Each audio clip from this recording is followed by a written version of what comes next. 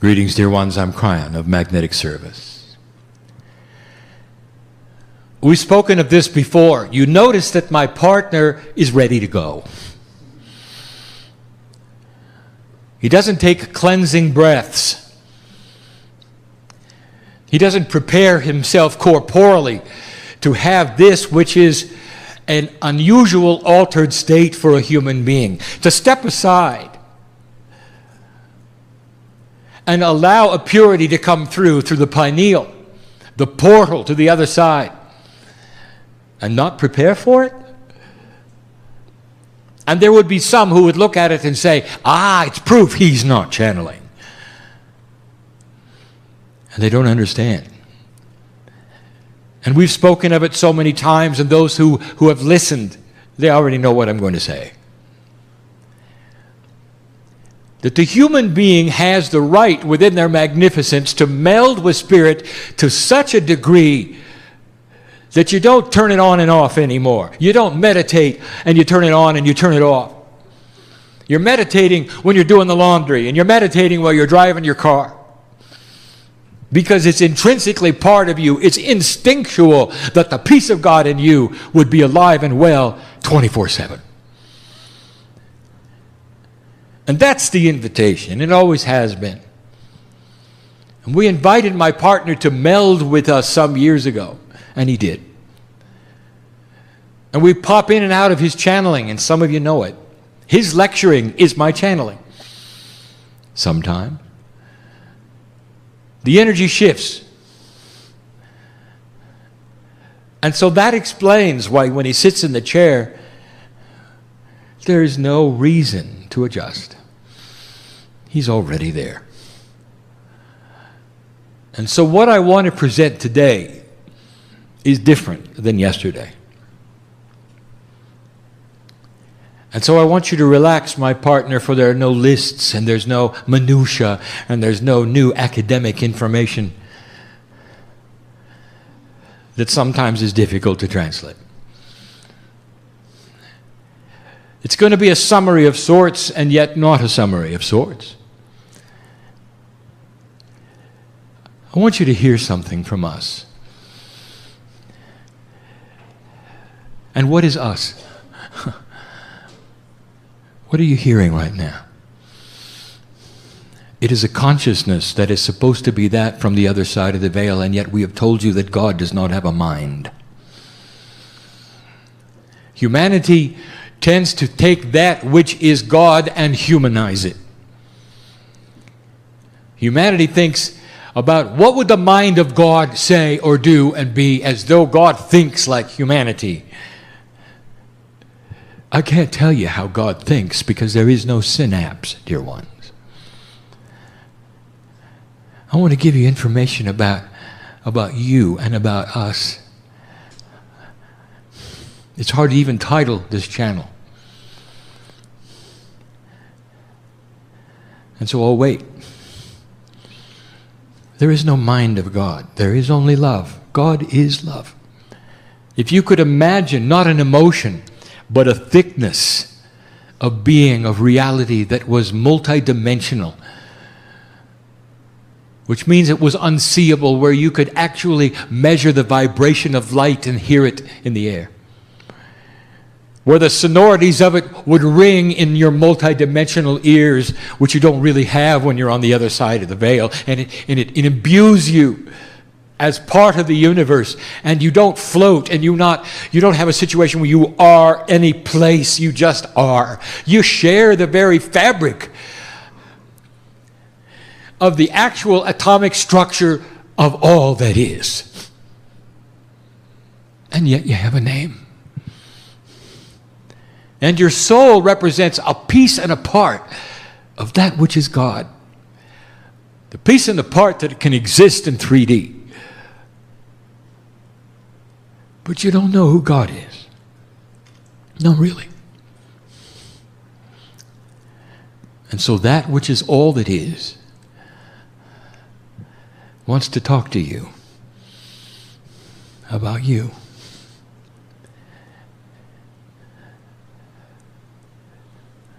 How do we feel about you?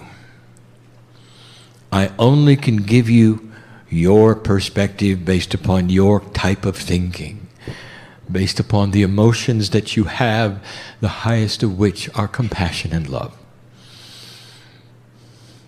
And they are poor substitutes for the reality of God. We were there when earth was being prepared. Before any life was on the planet, we were there. It's difficult for you to know that you were too. But the peace of God that you call your soul was with us and is us and still is us. And so everything I say now, you were there too. Watching the planet being formed, knowing absolutely what was going to happen. That the potentials would create life over a long period of time through several starts, ending in photosynthesis that would give you that which was the beginning of the evolution of life. And we were there. And we watched humanity develop, not as souls and pieces of God, but simply life. Until it was ready to be seeded. And this is where I want you to depart from what you'd been told, or perhaps the traditions. You're a very new life form, dear human being. A very new life form. The galaxy is old. And through a period of millions of years before you ever awakened to being a human, this process was alive and well in other planets, in other places, with similar tests. There is a reason behind this. All from God. All from God. The creative source which created the universe, according to some astronomers, biased for life, against all odds, intelligent design. They're seeing it. And they're right. And we've told you that you're going to find the double helix structure for DNA everywhere in the galaxy. Everywhere. We've told you that when you discover life, and you will at the microbial level, in your own solar system, you'll find DNA. And you'll find that so much of it, so common, it's everywhere. It's the structure of life. This had happened before. And now it was going to happen here on earth. And we're here.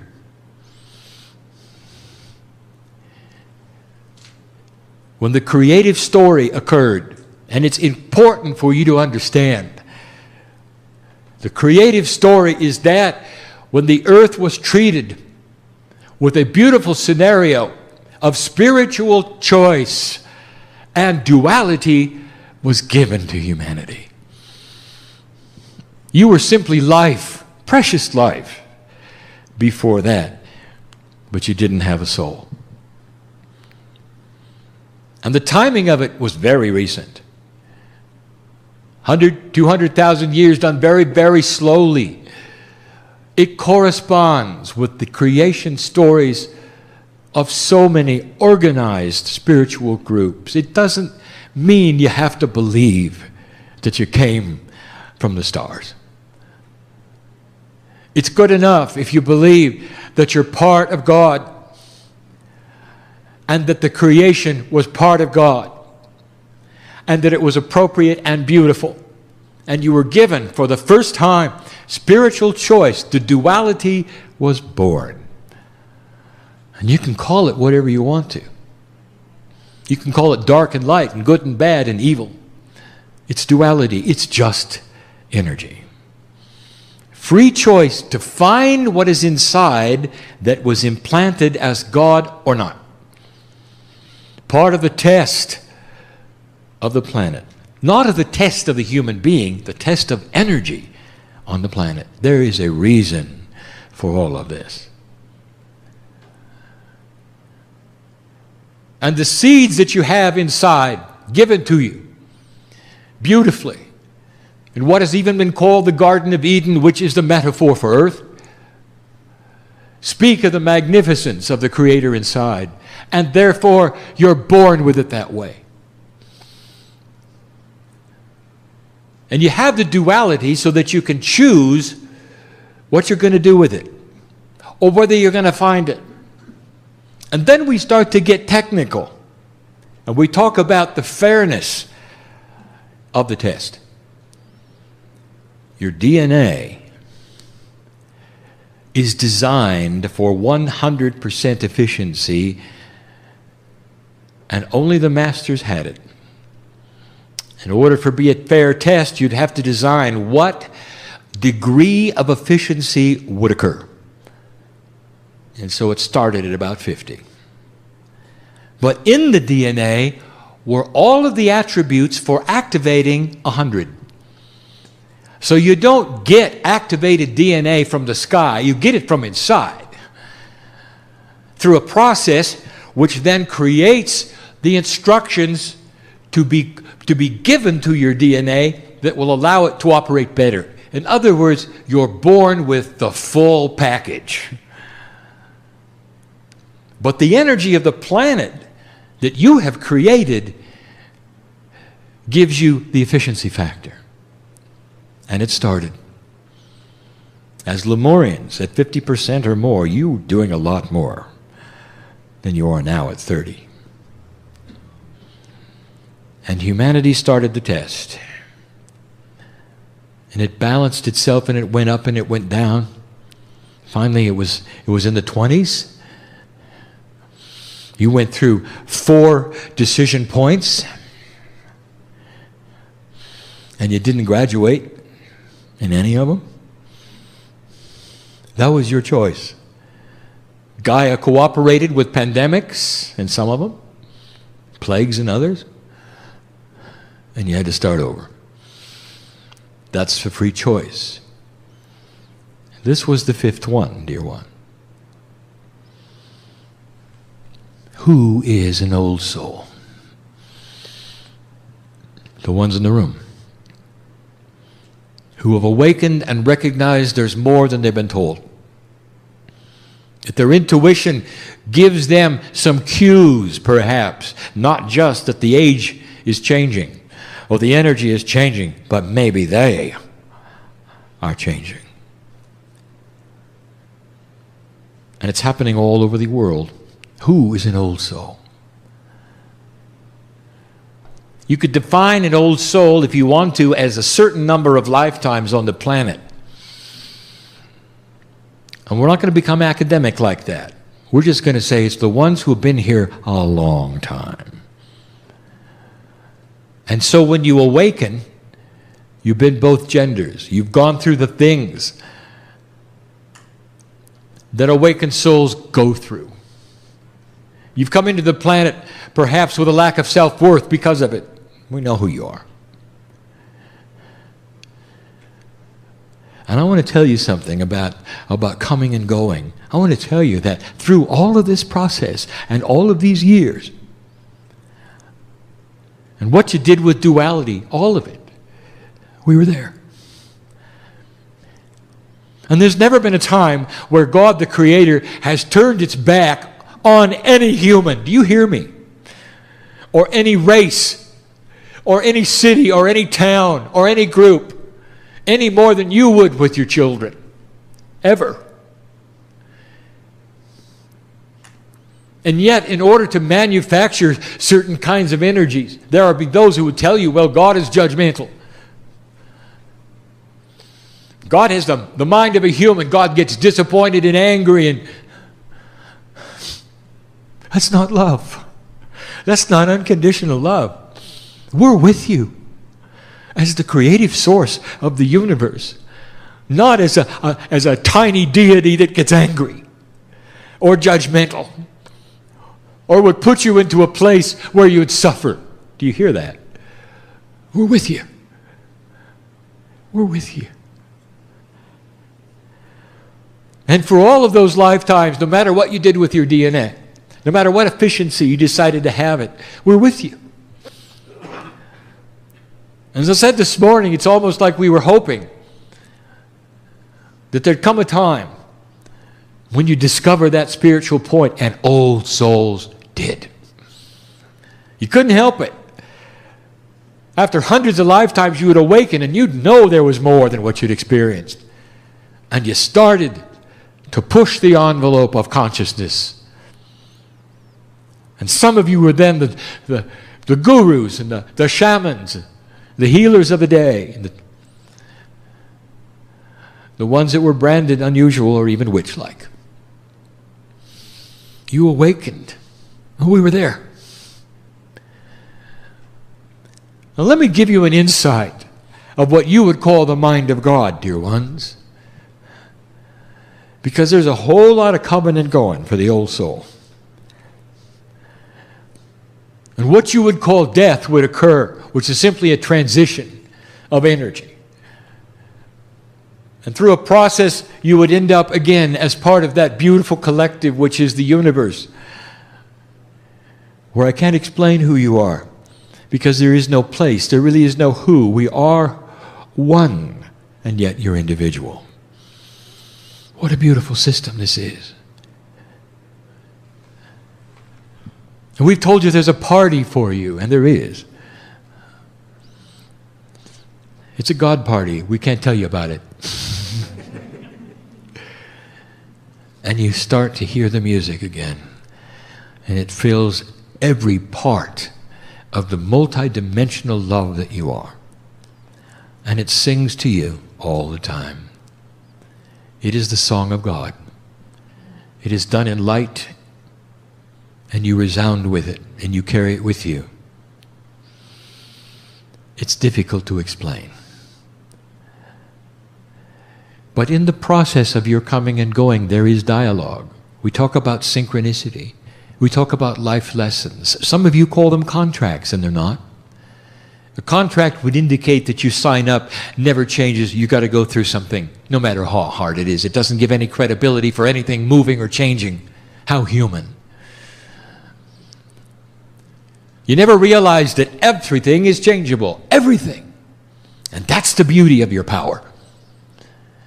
You come in with one contract, something happens, you graduate to another. You come in to write one book, you write 18. You come in to write 20, you write 2. Because things happen along the way. You meet people. And they react with you in ways you cannot predict. And it changes them and changes you. And we're there. How many of you feel us? I want to just watch them. We're part of you. We're there all the time. And you're so compartmentalized that humans did something very interesting with the energy of duality. They gave it names. They gave it energies. They assigned entities to it. They created evil. They created sin and judgment. They created a human thinking God that would then process it all the way a human would. They even have jails that God put you in between heaven and hell. Does that sound like the love of God? Does that sound like the creative energy of the universe? Does it sound like it? Do you feel that? It's the human brain working the best they can to figure it out. And we're there. You come and you go. Now, in your logic, you might say, well, if we have all of this difficulty as an old soul, and we go through all of these machinations of energy and misunderstanding and burning at the stake and being the one at the edge of the village nobody ever talks to because the medicine man is great for healing, but don't get next to him because they're weird. It's not a good life. Now, Kryon, you're saying we go through that over and over and over, and every time we come, we want to come back? That just doesn't make sense. So let me tell you yet again about our relationship with you. you have our God DNA. The piece of you that is us, you can say it's God DNA. You can't measure it, you can't see it. You're part of the whole. And when you come home and you realize you're part of the universe and this galaxy to a place where you watch the earth form, it changes your perspective. That a lifetime is a blink of an eye. And the puzzle, if you see it being solved, you can hardly wait to go back. And you start to recognize that as an old soul, you are building a lineage, a storehouse of experience that literally stays on the planet through the crystalline grid. And when you come back, it picks up where you left off and you keep going.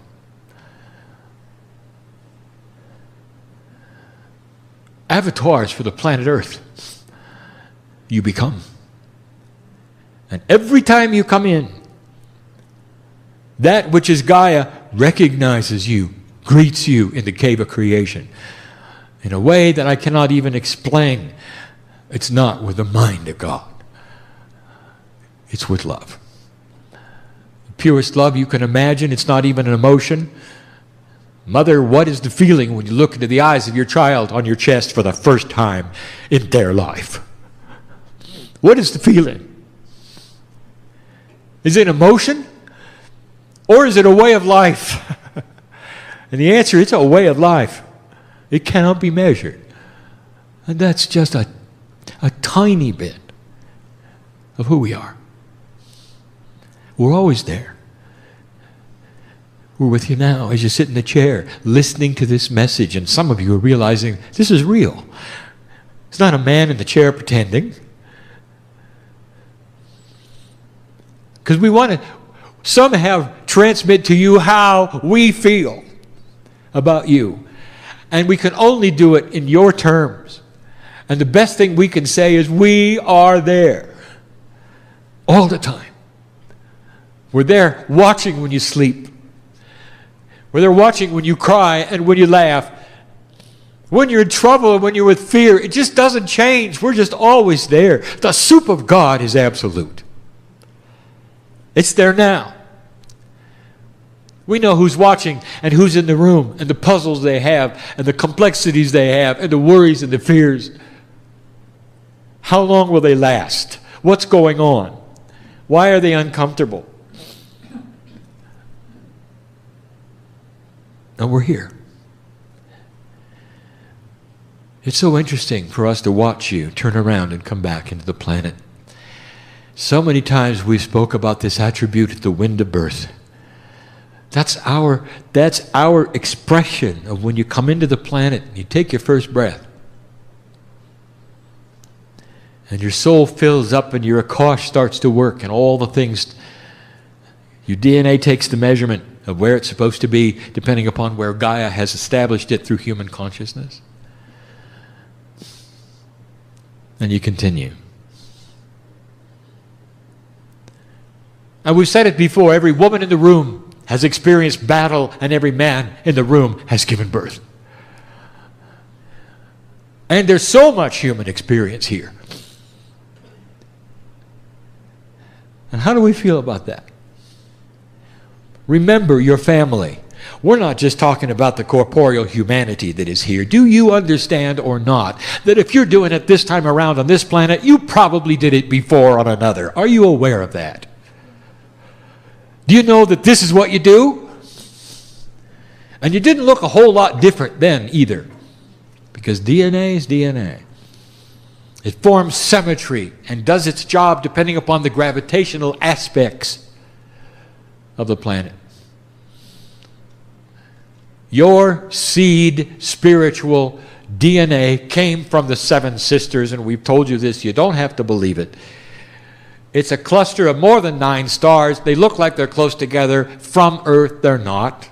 It's just how you perceive them. That's why they're the constellation you see in the patterning. As you get closer to them, they don't look that way. From a planet who went through what you did. And what if I told you you were there too?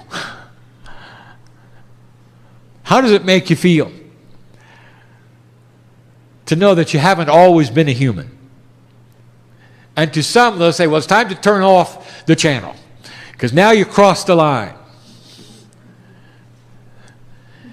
Have I crossed the line, or are you not ready to hear the majesty that you contain? The magnificence of your decisions to return. And we look at you. When you have that which is the pure love of God about ready to step into this planet and separate into so many parts, keeping some of you on my side of the veil, some of you in your corporeal body, and others in your guide sets, and we've explained it. It's so complex. And you look at us and you said, this is important. And in you come. How do we feel about that? How can we love you any more than we do? We're there.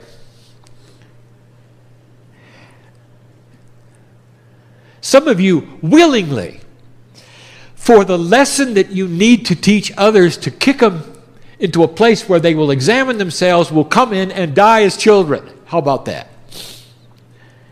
And I stand and look at you the wind of the birth and I say, you know, you're going to last for 3 years and it's not going to be pretty.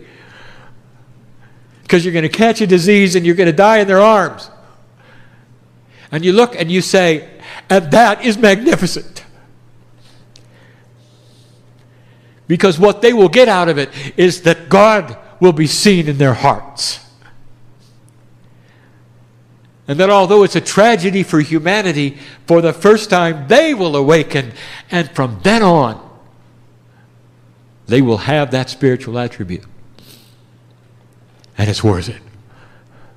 And how do we feel about that? Because we're there. We're not just watching, we're there. We're part of you.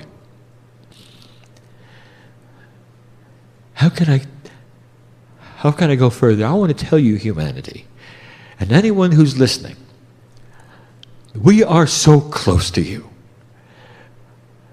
All the masters who ever walked the planet have told you the same thing. You don't have to die to meet us. We're there. We've always been there. And as you now move into a new energy where you're increasing the DNA efficiency and things will begin to occur and old souls will begin to awaken even more, living longer, the glass starts to clear. And how do we feel about that? And if I haven't said it before, it's about time. Because finally, the hand that's reached out to you for hundreds of thousands of years, since you ever had duality, you're going to feel it and you're going to see it and you're going to take it and you'll never be the same. And so this would be a good time for that.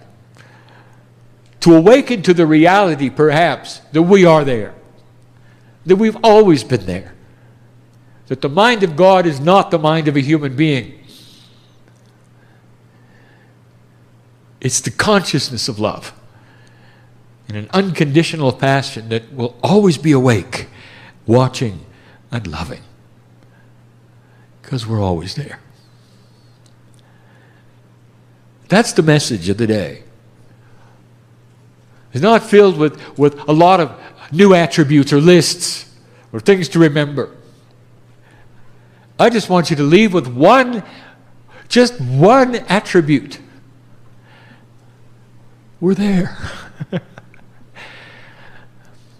And when you're within sorrow, we're there. And when you're happy, we're there. I want you to meld with that which you call your higher self to such a degree that you can't tell the difference between your meditation and your non-meditation. And I want to tell you, if you get to that state, you're going to watch corporeal changes in you.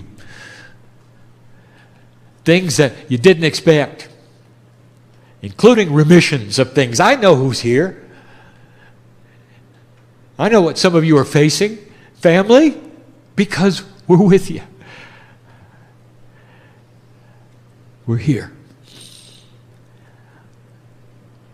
Now I'm going to say in a moment that the channel is over.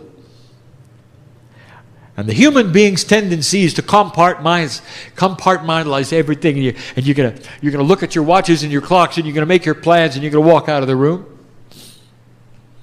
And there's a tendency for saying, well, that channel was nice, and you'll say, well, but that energy is over. No, it is not over. I don't even want to say the last words, because I want to imbue the fact that we are with you to such a degree that when you walk out of the room, there is no difference than when you're sitting here. None. That's what we want, because we're with you. And we want you to feel it and recognize us so we can walk hand in hand and cure this planet of a low vibration. To bring it to a place where it is ready to say, there will never be war again. That a high consciousness would never kill another human being for any reason like that. That the whole purpose of humanity would be to live together, to find ways of creating cities without wasting resource. A brand new kind of thinking that will be intuitive eventually to your children. That is what we have seen before. That is what some of you have done before. You have a memory, an imprint that is beyond your Akash, where you did this other places, and now you're doing it again. And so some of you ought to be celebrating. This is happening yet again. And we're there.